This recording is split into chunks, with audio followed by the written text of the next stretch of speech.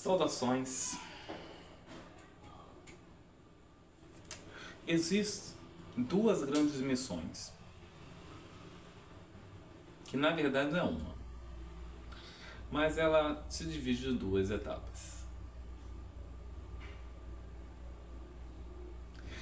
Antes de falar aqui, vou deixar no primeiro comentário o meu e-mail, para que você possa estar mandando sugestões ou falar algo da sua vida, um tema relacionado a ocultismo, a tarô, a magia, alguma curiosidade, algum relato que eu possa estar aqui colocando. Vou preservar seu nome, obviamente, só falarei se você me autorizar. E no segundo comentário vou estar colocando aqui o link do WhatsApp para você que quer fazer uma consulta de tarô ou fazer magia, no caso. Também faço corte kármico, tá? Então, por exemplo, esse vídeo vai falar sobre núcleo familiar, né? Entre situações que você pode ter, como maldições, como traumas, como vampirismo energético, tá? Podemos trabalhar na magia nisso. Porém, na questão do trauma, é indispensável apoio e aparato e terapia psicológica, ok? Em alguns casos precisa até de administrar remédio na psiquiatria. Eu particularmente não gosto, mas algumas pessoas precisam sim, tá?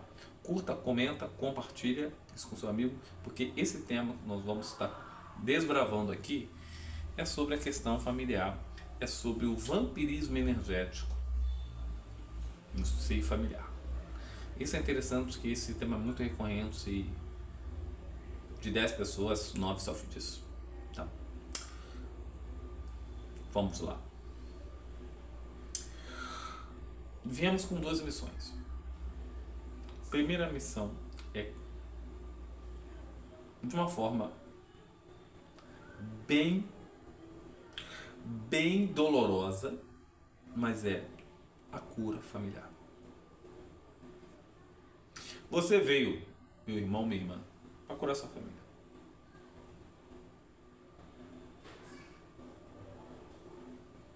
Você deve estar pensando, né? Uma missão ingrata, mago.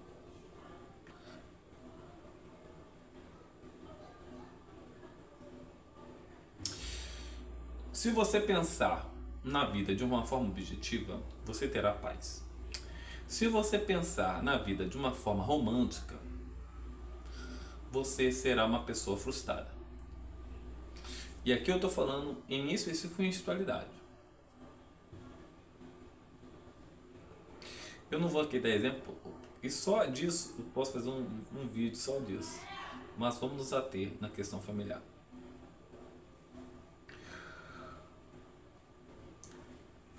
Cada família ela tem diversos problemas de limitações dos próprios cônjuges e aí por consequência os filhos. Se o pai e a mãe são pessoas que não têm cultura, eles vão ensinar os filhos alguma coisa? Não vão, ok? Eu lembro uma coisa que a minha mãe me disse. Eu sempre gostei muito de ler, né? Tô aqui, ó, eu tenho vários cadernos aqui na minha frente, tem um livro aqui embaixo, só de caderno aqui eu tenho vários, enfim. Eu gostei muito de estudar. Não sou exímio. Eu me considero inteligente, sim, mas nem muito inteligente. Eu sou esforçado. Em temas que eu gosto, eu consigo ser até acima da média. Em termos cotidianos, eu sou bem básico do básico. E a minha mãe me disse uma vez: você vai ficar maluco, meu filho, de ler tanto livro. Ela disse isso. Aí, alguns meses atrás, eu falando com a minha mãe, e com uma outra vibe, outra energia, falei pra ela: minha mãe, lembra que você me disse isso uma certa vez? Eu estava no ensino médio. Lembra que você me disse isso uma certa vez? Lembro. Por que você me disse isso? Ah, porque eu nunca vi ler tanto. Aí eu fiz uma pergunta: a senhora já leu algum livro? Não, Deus me livre. Eu perguntei, mãe, você já leu a Bíblia? É, eu já li alguma coisinha, eu li mais folheto de missa, né? Aí eu fiz uma pergunta de 1 milhão. A pergunta da vida. Então, qual propriedade a senhora pôde, ou disse, não, desculpa, qual autoridade a senhora me disse que eu ficaria doido de livro? Se a senhora quer ter um livro. Aliás, continuei. Você só pode falar algo que você já testou. Por exemplo, só posso dizer que a água de certa marca faz mal se eu a bebo. Se eu não bebi, se eu não teve nenhuma pesquisa relacionada a isso com dados científicos ali comprovando, como que ela pode me dizer isso? Perguntei. Aí ela me disse: eu nunca gostei de ler. Só de olhar me dá sono. Aí eu entendi que ela tem suas limitações. Assim como eu também tenho as minhas. Assim como você tem as suas. Assim como teu pai, tua mãe, teus irmãos. Tem a deles. Eu li uma hagiografia, que quem não sabe, é uma bibliografia de um santo. Chama Santo Antônio Maria Zaccaria. E eu não lembro qual é o agiógrafo, né? Mas ele citou, não sei se foi desse santo, dele, mas ele disse assim: nós só damos aquilo que nós temos. Então, nesse contexto, quando você fala de cura familiar, você precisa entender que a tua família ela é feita numa base estrutural socioeconômico e temporal de uma realidade específica. Ou seja, o teu pai, se for machista ou não, ele vai ser por causa daquela situação. Porque ele aprendeu daquele jeito, ele viu daquele jeito. Ele não consegue ver de outras formas. Você que está me vendo aqui, você gosta, você procura saber do ocultismo, procura saber sobre espiritualidade, você procura saber sobre magia, você procura saber sobre tarô. Você é uma pessoa você é uma pessoa já fora da média. Então, quando você sai da bolha, você começa a enxergar tudo à sua volta. Uma pessoa que vive em crenças limitantes, ela não vai ensinar o que é despertar para você, não é mesmo? Então entende que tudo que te trouxe aqui, suas mazelas familiares, é um reflexo de crenças limitantes, de situações da sua família que apenas repassaram aquilo que fizeram sem buscar uma outra forma. Só de você buscar uma outra forma, só de você se preocupar em melhorar, eu vos digo que você já melhora. Meus pais poderiam ser melhores? Poderiam, mas eles não foram. Então, quando você consegue entender que eles deram ou dão o que dão, é porque é o que eles têm. E aí, deixa de ser pessoal e acaba virando consciência. Você entende. Ah, eu já ouvi muitas vezes falar: minha mãe não gosta de mim. Pode ser. Já vi casos. Mas pode ser que ela é narcisista. E ela projetou esse narcisismo em você. Voltando ao assunto original, a cura familiar. Você não tem obrigação de curar toda a sua família, mas para você se curar, você automaticamente vai curar. Não estou falando que você vai ser responsável pela cura, por quê? Porque ninguém muda se não quiser. Mas você entrando em processo de cura, você vai ser exemplo de cura para os demais. Não tem como se curar sozinho. não tem como crescer sozinho e também não tem como cair sozinho. Essa é a grande verdade. Nós estamos todos unidos. Então, o que você faz no Japão afeta eu aqui no Rio de Janeiro. Em alguma forma, em alguma escala. Às vezes pouca escala, às vezes muita escala. Quando alguém padece, nesse momento que eu estou fazendo o vídeo, isso nos afeta de alguma forma, numa corrente invisível. De menor grau, maior grau. A mesma coisa é quando alguém se ilumina, faz um grande bem, nos abençoa em alguma forma, de menor ou maior grau. E aí, quando nós pegamos essa realidade com a família, se a tua família tem muita questão negativa e kármica, ela vai afetar mais a mim, que eu estou aqui, ou você que está aí morando com eles. Principalmente se você morar junto. Então, nesse contexto, a cura é altamente necessária, a sua cura. Quando eu falo cura, não estou falando de mudar a pessoa. Estou falando de você se curar. E aí, falei dois propósitos de vida, né? Duas missões de vida. Primeiro, se curar sua família. E o segundo, manifestar o seu propósito de vida. Se você é uma pessoa que tem problemas familiares, com teu pai, tua mãe, teus irmãos, mesmo não morando junto, você sai de casa, mas a casa não sai de você. Como você vai fazer a sua verdadeira vontade, manifestar o seu sol nesse mundo, se você é uma pessoa que está quebrada por dentro? Se você é uma pessoa magoada, machucada, se você está acorrentada a padrões tóxicos, mesquinhos e malditos da sua antiga família. E aqui eu vou colocar 3 situações, possivelmente tem mais, mas eu nesse vídeo mentalizei aqui 3, estou me aferindo a 3, pode ser que tenha mais. Tem 3 situações de amarrações familiares.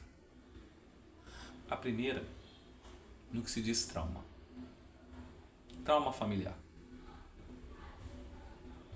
E aí, eu não tenho autoridade como psicólogo, apesar de ter feito licenciatura em História e estudar sobre psicologia, no que se diz pedagogia, tá? A psicologia, na pedagogia que eu estudei, mas, e psicologia da educação, não mesmo, alguns floreios sobre isso, tá? Mas eu não vou aqui decorrer questão acadêmica, porque eu não tenho propriedade no que se diz trauma. Mas eu posso apontar situações que denotam trauma, ok? Quando um pai abandona uma filha, um filho, ou a mãe, isso gera um trauma familiar. Eu estava atendendo outro dia uma cliente, amiga minha, e ela falando de alguma situação que ela está sentindo, está passando. Ela me contou sonhos, falou que ela escuta umas vozes de choro e me falou alguns relatos de sonhos que ela está tendo. Eu não joguei, né? Eu estava aqui com o tarô, mas nem joguei, enfim. Mas eu percebi um padrão. Mais uma vez, eu não posso diagnosticar isso, mas eu vi um padrão. E o padrão que eu vi é um trauma familiar. Por quê? Porque pelos sonhos, pela toda a descrição que ela deu, resumindo a história, ela tava ali todo o arquétipo, toda a questão ali do subconsciente sendo trazido ali para ela ali durante o sonho, e até ouvindo uma menina chorando, denota que ela tem uma angústia muito grande, um alívio, um problema emocional que tá pedindo alívio. Sabe aquela coisa que tá doendo dentro de você e precisa extravasar? Por exemplo, você chora. Tem gente que chora de felicidade, mas se você chora de dor, por que você chora de dor? Porque você quer extravasar, tu quer aliviar essa dor. Essa dor tá tão insuportável que ela se transforma em lágrima para poder extravasar.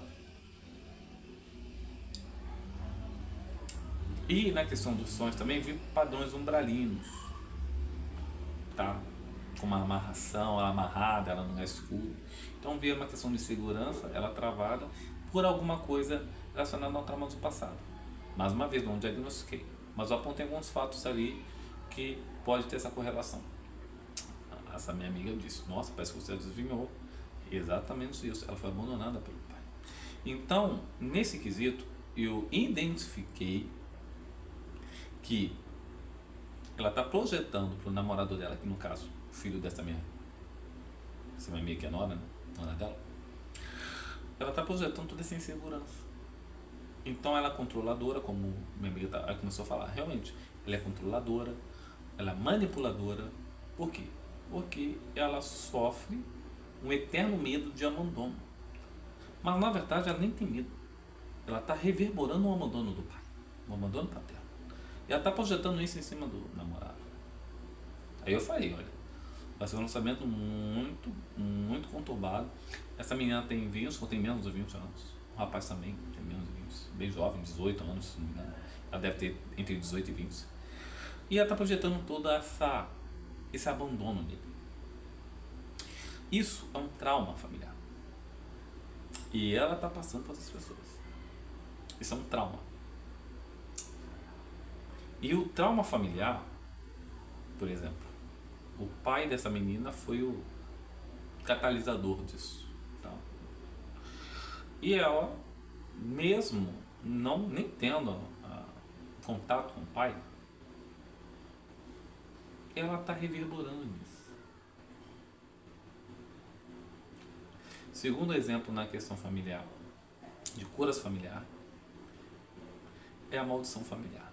Isso é um pouco mais complicado. A maldição, ela pode ser dita por várias situações. Eu acho que é interessante até fazer um vídeo disso. Mas eu vou dar uma encurtada, porque eu não quero que esse vídeo passe mais de 20 minutos. A maldição familiar, ela é um padrão que acontece com vários membros. Aí no caso, vamos colocar aqui, você que está aqui, ou seus irmãos. Por exemplo, primeira coisa aqui, sonhar muito com espíritos. Ver muitos espíritos. E assim, ver na cara dura mesmo e aparecer em lugares totalmente inusitados, sem nenhuma ritualística ou cerimônia antes. Ver espírito não é comum e não é bom. Por N motivos. Não vou entrar aqui nesse contexto, mas não é bom. Tem muita gente, eu quero aflorar minha mediunidade. Pergunta, para quê? Vive a tua vida. Cura. Evita contato com os mortos. Só se for para motivos grandiosos, motivos bons. Não faça por curiosidade. Por quê? Porque quando o morto sabe que você vê, vem outros. Vem outros e vem outros. E o que eles mais querem é ser percebidos. Principalmente os espíritos de baixo nível trevosos. E vai fazer a sua vida um caos. Tá? Até sendo obsessores. Então, se você tem, seus irmãos têm essa questão, é uma maldição familiar. Então, vocês, possivelmente a sua família tem algum contrato, pacto com Egum. Egungun. Tem uns anos que nascem com isso. E aí e muitas das vezes é parente, é um ancestral. E aí você vai ter que fazer essa cura. Aí você vai ter que entrar numa ritualística. Geralmente o pessoal do IFAC faz isso, no candomblé, pessoal de Queto, de Banto, que trabalha essa questão, Quimbanda, magia cerimonial também que pode ajudar, tá? É um trabalho mais específico. Terceira situação, vampirismo. Existem, vou pegar aqui um caso, poderia ser pai, mas geralmente é mãe. Tem muitos casos disso, da mãe pegar o filho como centro da vida dela. E a nora sempre vai ser criticada, humilhada e colocada à prova. Porque ela não é boa bastante para o filho. É o que pode ser do pai para com a filha, né? Mas geralmente a mãe com a filha. A maioria dos casos, de 10, 9,9 é de mãe com filho. É uma mãe narcisista. E esse filho vira um adulto dependente da mãe, vira o famoso filho da mamãe. Geralmente ela pega um filho, não é com todos, é com... Por que acontece isso? Por quê? Porque no relacionamento dela com o marido, esteja ele ou não, ela em algum momento ela se desiludiu e projetou tudo naquilo que admira num homem, que ela quer num homem, projetou no filho. E aí esse filho, ela acaba vampirizando ele. E isso traz problemas tanto para ela, porque ela não consegue se desprender e viver a vida dela em função do filho, como também atazana a vida da nora. Então esses 3 tipos de problemas familiares requer cura. Você não consegue sair de casa. Você não consegue sair dali com a vampirização. Então você, nos principais casos, tá? Esses textos eu estou colocando aqui. Na questão de trauma, na questão de maldição e na questão do vampirismo, ela precisa ser identificada. Como eu falei ali antes, você não tem que pegar como pessoal. Por exemplo, uma mãe que é narcisista, ela dá o que ela tem. Então muitas das vezes a nora vira inimiga da sogra e é guerra declarada, como se fossem 2 mulheres disputando um homem, como se a mãe quase fizesse papel de rival romântica com a nora. Isso é, no mínimo, ridículo. Ok? Às vezes tem casos, sim, da mãe ter uma paixão platônica pelo filho, infelizmente. Mas enfim, são 3 casos de problemas familiares que precisa de cura. E aí, recomendo aqui nesse vídeo, toda a abordagem, todo o assunto aqui, eu vou estar apontando caminhos e soluções. Primeiro caminho do trauma é terapia, tá? Psicólogo. E recomendo terapia holística. Questão do reiki, tá? Questão de trabalhar com toda a questão holística e espiritual, ela é um complemento na questão psicológica. Por quê? Porque esse trauma não tem a ver com espiritualidade. Ela não tem a ver com algo astral, metafísico. Ela tem a ver com um padrão, tá? Que você está gerando em você decorrente de uma ação específica. Aí não seja, pode ser aí trauma pode ser abandono, pode ser violência, abuso e até exploração, humilhações, que também é uma violência, tá? Violência física ou psicológica, como abuso, né? Sexual, enfim, físico ou psicológico. Isso é tratado com terapia, com psicólogo, em alguns casos até com psiquiatra. No segundo, maldição familiar, no que se diz, aí tem muitas, tá? Eu dei um exemplo de umas mediunidades. Tem uma questão que eu quero falar aqui, vou falar em outro vídeo mais específico, não quero que me dê alongar muito mais esse vídeo, mas assim, quando você faz uma pactuação, ela vai até a sua 6ª geração, seja a pactuação com o Egum, um desencarnado, seja com um anjo, você pactua com um anjo também, tá? Tem muito caso nisso, com Adonai, com um daimon, com um demônio, com uma divindade, com um orixá. Então tá na Bíblia, até a 6ª geração, aquela egrégora rege aquela família e cobra, existe uma cobrança.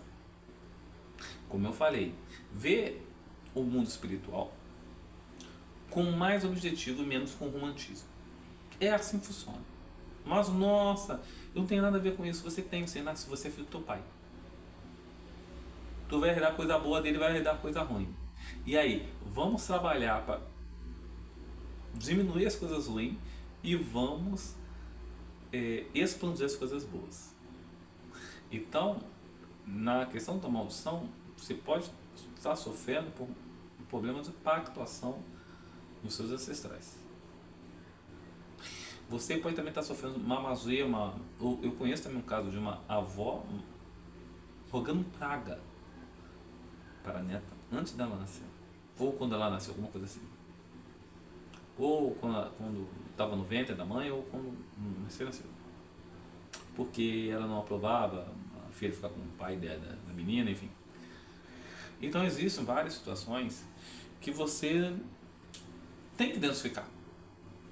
Então identifica um padrão tal de mesquinhez na sua família. Verifica um padrão que se tem pessoas na sua família, por exemplo, irmãos que morrem cedo. Verifica padrão se na casa ali onde teu pai e tua mãe é um ambiente tumultuado, coisas quebrando, enfim. Fantasma aparecendo.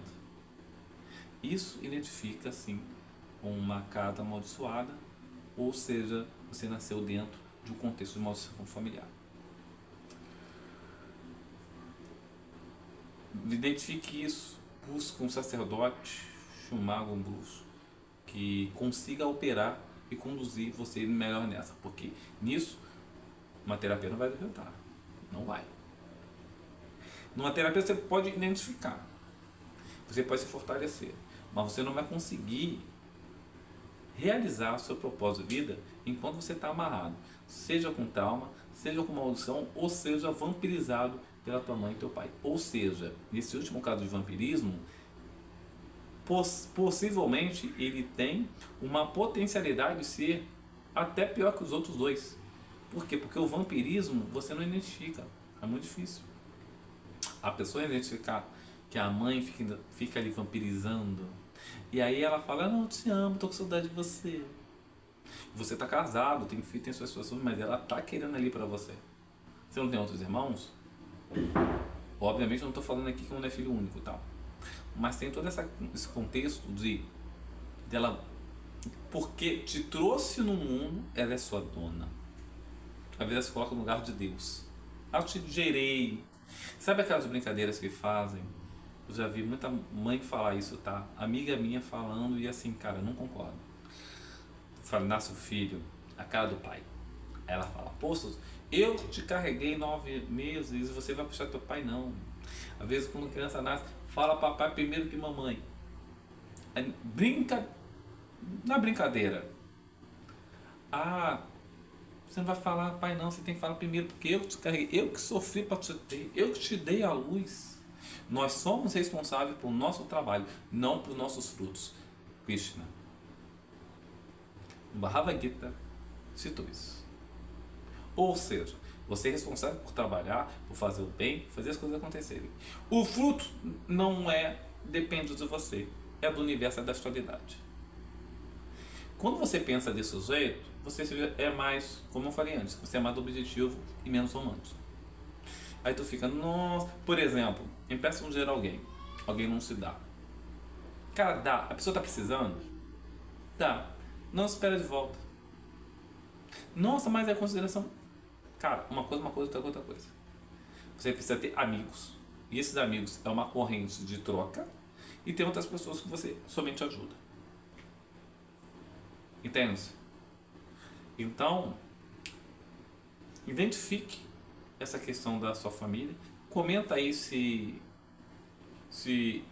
fez sentido o que eu falei, algumas situações que eu coloquei. Se alguns dos 3 casos aí do familiar, seja na questão do trauma, seja na questão da maldição, ou seja na questão do vampirismo, se já aconteceu isso na sua vida e se você conseguiu quebrar.